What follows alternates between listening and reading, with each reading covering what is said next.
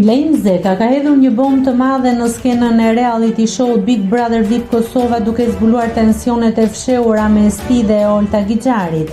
Gjatë një interviste ai ka folur për prapaskenat e nxehta të sezonit të kaluar, duke e bërë publik një raport problematik që ka kaluar pa u vënë re nga publiku. Zeka, ish opinionisti Big Brother VIP 4, ka theksuar se përplasjet mes tij dhe Olta Gixharit ishin shumë më të ashpra se ato që shiheshin në ekran. Ai ka pretenduar se tensionet e tyre ishin të vazhdueshme dhe se ato shpeshherë kalonin kufijtë e një debati profesional.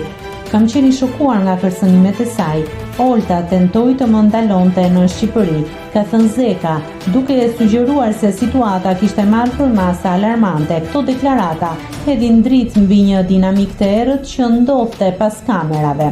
Gazetari ka theksuar se nëse do të ishte një mashkull në vend të saj, situata do të kishte marrë një vëmendje shumë të madhe mediatike. Ai ka ngritur një pikpyetje të rëndësishme mbi standardet gjinore në media dhe si ato ndikojnë në mënyrën se si trajtohen skandalet.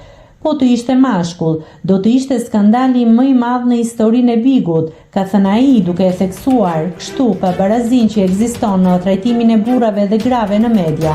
Kjo deklarat ka ngjallur diskutime të gjera mbi barazinë gjinore në showbiz. Olta Gixhari, e cila është konfirmuar si opinioniste për Big Brother VIP Kosova 4, ende nuk ka reaguar ndaj akuzave të Zekës. Kjo heshtje e saj mund të jetë një tregues i tensioneve të vazhdueshme mes dyshes, të cilat duket se vazhdojnë edhe pas përfundimit të sezonit të kaluar. Zeka ka theksuar se tensionet mes tyre nuk janë të reja, por ai pretendon se lufta e ftohtë ka qenë shumë e egër në prapasken. Kjo situatë ngre pikpyetje mbi mënyrën se si reality show trajtojnë marrëdhëniet ndërpersonale dhe ndikimin e tyre në jetën e personazheve. Me këtë rrëfim, Zeka ka hapur një debat të rëndësishëm mbi etikën dhe dinamikat e pushtetit në reality show, duke e bërë publik një skandal që mund të ketë pasoja të mëdha për dy protagonistët. A do të reagojë Olta Gixhari dhe si do të ndikojë kjo situatë në imazhin e saj publik, kjo mbetet për tu parë. Nëse klikoni mbi butonin subscribe, do t'ju shfaqen të gjitha publikimet tona.